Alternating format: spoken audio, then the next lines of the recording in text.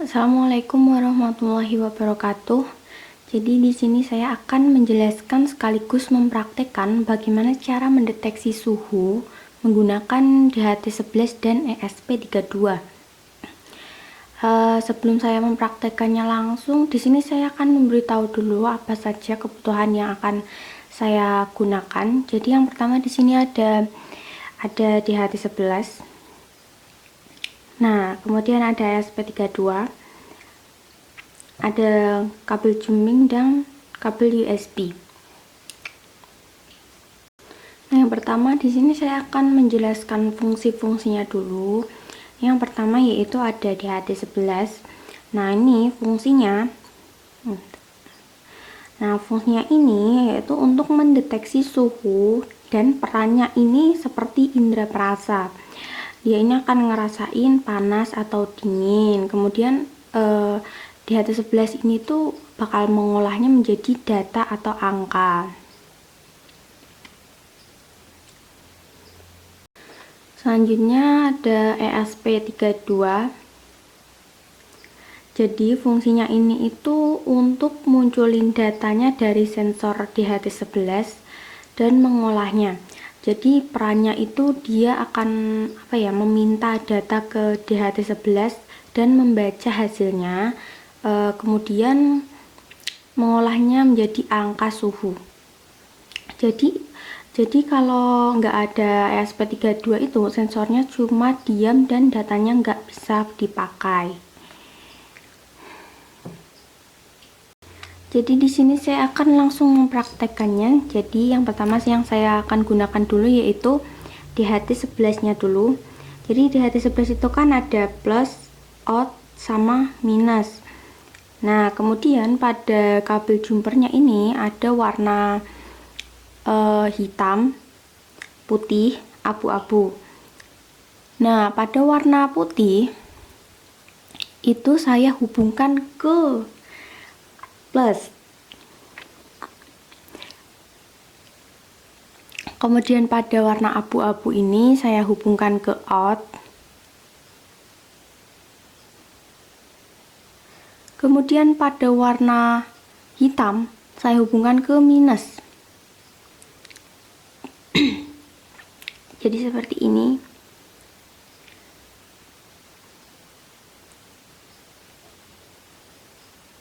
Nah, selanjutnya di sini saya menghubungkan ke ESP32.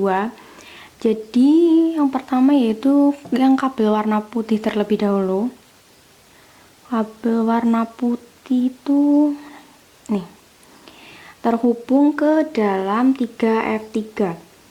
Jadi 3F3. Nah, 3F3. Nah, 3F3 ada yang di paling ujung.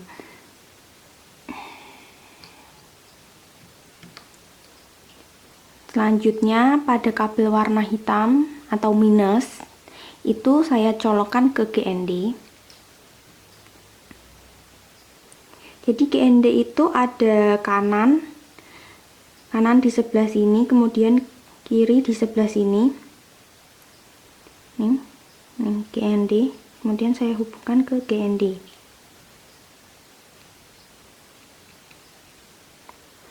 Nah, yang kabel warna abu-abu atau yang out itu saya colokkan ke dalam GPIO. GPIO 4. GPIO 4 itu posisinya ada di sini. Sebelumnya kan saya hubungkan ke dalam ke dalam 5F. Ternyata data itu justru tidak masuk. Jadi seperti ini. Yang hitam itu minus, yang out itu abu-abu, dan yang putih itu plus. Gini.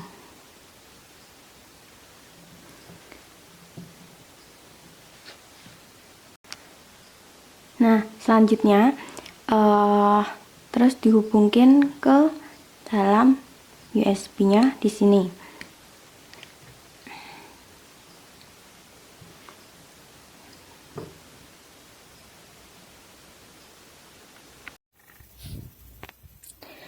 Nah, jadi di sini saya sudah masuk ke dalam aplikasi Arduino IDE. Nah, sebelum saya menjalankannya, saya perlu download beberapa hal agar aplikasi Arduino IDE-nya ini bisa diakses. Yang pertama di sini masuk ke file, kemudian pilih preference. Nah, di sini saya memasukkan link GitHub yang mana saya itu dapat dari website resminya Arduino IDE. Nah, fungsi linknya ini itu tuh untuk mengenali program ESP32-nya nanti. Kemudian pilih OK, masuk ke SCAD. Nah, selanjutnya di sini masuk ke Include Library, pilih Manage Library. Nah, di sini kan saya pakai include DHTH. Nah, di sini di bawah Library Manager ketik DHT, kemudian enter. Nah, nanti akan muncul DHT Sensor Library by Adafruit.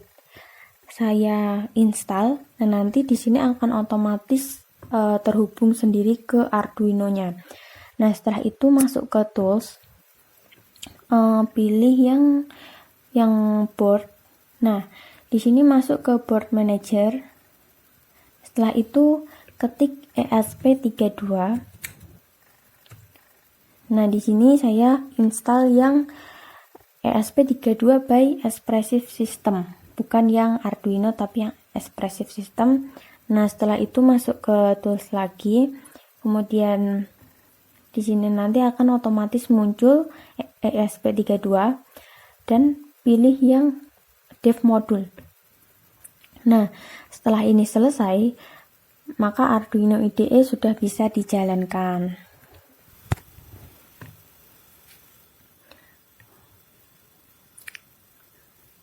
Nah, selanjutnya ini pada bagian codingannya, pada bagian WiFi ini fungsinya nanti agar ESP32-nya terhubung ke WiFi yang dikoneksikan.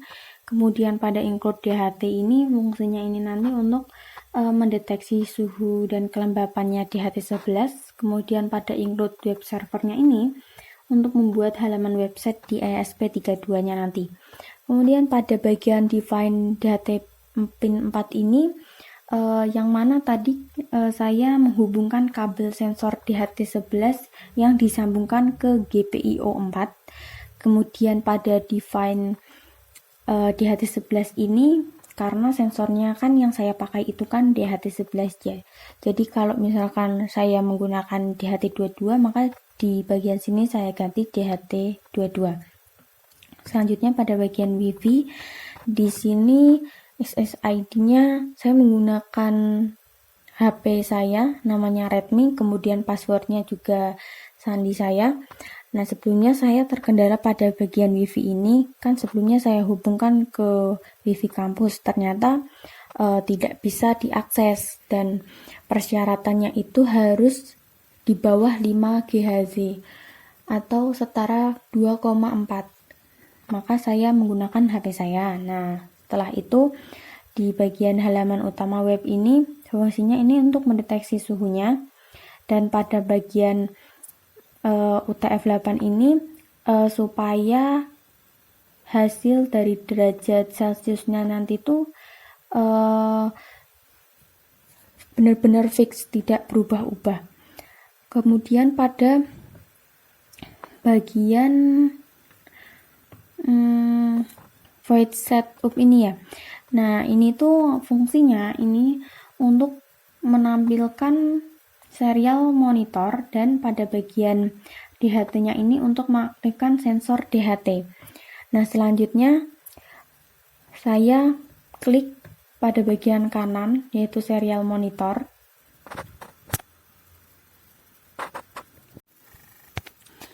Nah, di sini sudah muncul IP address-nya.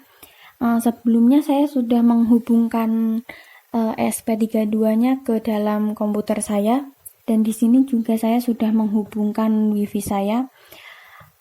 Selanjutnya masuk ke dalam Chrome, salin IP yang ada di dalam Arduino IDE tadi. Nah, di sini suhu saya 5,8 derajat Celcius. Nah, di sini berubah jadi 5,6 derajat Celcius. Nah, tapi pada bagian kelembapannya ini sepertinya ada kerusakan karena sebelumnya pada Arduino IDE ini saya sudah beri delay atau jeda agar DHT11-nya itu lama diakses, jadi kayak ada jedanya gitu, tapi ternyata tidak ada perubahan sama sekali. Jadi ada kemungkinan besar pada DHT11-nya ini yang saya pakai ini akurasinya rendah, atau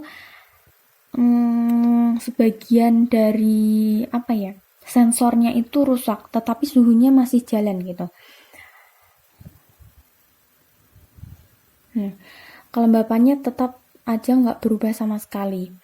Baik, sekian itu aja yang saya pelajari. Insya Allah kalau di kampus ada DHT11 yang terbaru akan saya coba lagi yang terbaru, yang DHT22, insya Allah kalau ada. Baik, kalau gitu terima kasih. Wassalamualaikum warahmatullahi wabarakatuh.